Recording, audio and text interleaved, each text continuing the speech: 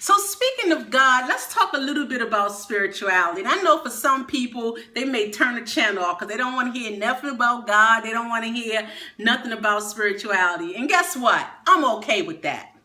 Because the only reason that I stand here is because of God's grace and mercy. So I will never be ashamed to talk about what God has done in my life. And if you inbox me or friend me, I may just give you a private testimony because it's been amazing. And I don't ever want to get to a place in life where I think I'm so successful where I can't give credit where credit is due. So, if you're on a spiritual path like I know you're on, and if you're thirsting for something and you want more in your life, you're tired of the emptiness of doing the same thing day in and day out, you're on a spiritual journey. And when you're on a spiritual journey, you have to go to the maker of us all and ask for guidance and direction. You know, if you say prayers in the morning that God bless and protect you throughout the day, what's wrong with taking a few additional moments throughout your day and just sit with God and ask God what it is you're supposed to be doing, what's your purpose in life? And if you trust that God will answer your prayers, then the answer will come. But let me say this. When the answer comes, you have to be flexible because it may not be the answer you're looking for. You may already have a preconceived notion of what your purpose was in life. You know, some of us was like, oh, I was supposed to be a lawyer or I was supposed to travel the world. And since that didn't happen and I'm this age, it's too late for that. So my purpose is done.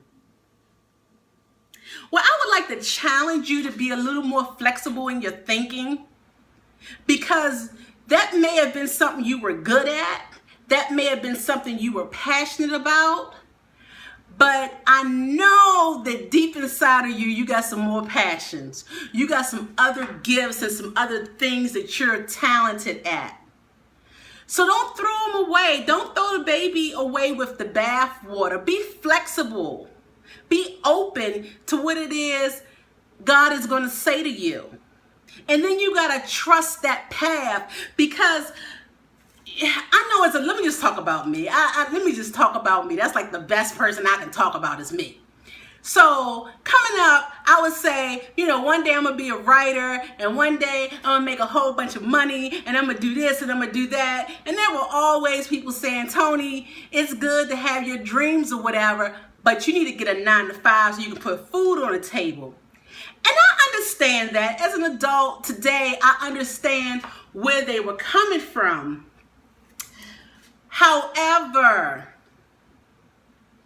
it's no one's place to tell another person where they think they should be or what they think they should be doing at any point in their lives. Because God can change your life in an instant. And yes, we may have people all around us working 9-to-5s, putting food on the table and putting their dreams on the back burner. But who's to say the person who don't have anything to lose and just throw, cash in everything and say I'm going for it, who's to say they're not going to put food on the table, or they're not going to be able to sustain themselves and take care of themselves. Sometimes we just have to leap and have faith that what we know to be true in our heart will come to pass. So if you're going to spend time with getting to know yourself and you're going to spend time quieting your world down and having that communication and that relationship with God, then you also have to be fertile and you have to trust what the answers are. Have someone that you confide in. Have someone with wisdom that you can run things past. But the final decision always rests with you. So, I think I gave you a handful right there. I have so many other pointers that I want to discuss as far as finding your purpose in life and your passion and living your dreams.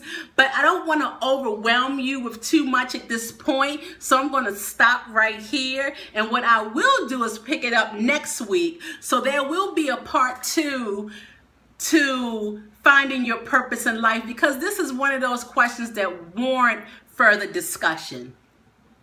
So I hope you enjoyed the video. Get to know thyself. Spend some time with the Creator and trust the answers as they come, and be flexible and not so rigid in your thinking. I think that's like all that's you. Like next week we're going to get outside of you and we're going to look outward. But this week, step 1, it's all about you. It's all about you. So thank you again for joining me here on the Living Your Dream Show. Please subscribe to my channel. Share my channel with your family and your friends. And we're going to keep it going. And if you have any suggestions, any topic ideas, message me.